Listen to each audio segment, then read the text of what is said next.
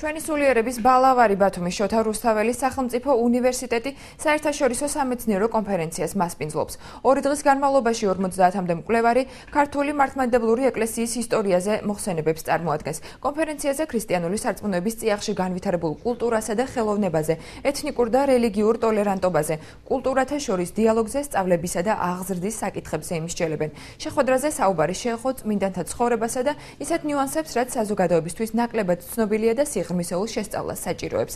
სამეცნიერო კონფერენციის მოხსენებები კრებულის სახით დაიბეჭდება. ბათუმის შოთა რუსთაველის სახელმწიფო უნივერსიტეტი კონფერენციას უკვე მე-6-ად მასპინძლობს.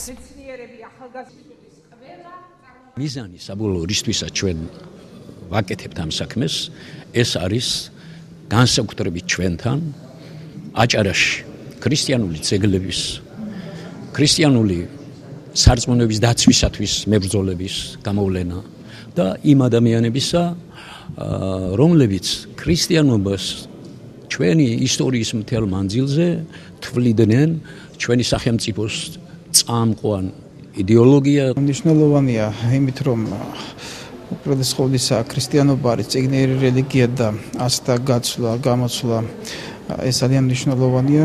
ჩემი თემა არის წმინდა გრიგოლ ფერაძის ცხოვრება, როგორც დიდი მეცნიერის და წმინდანის. ამიტომ ვფიქრობ, რომ ეს ძალიან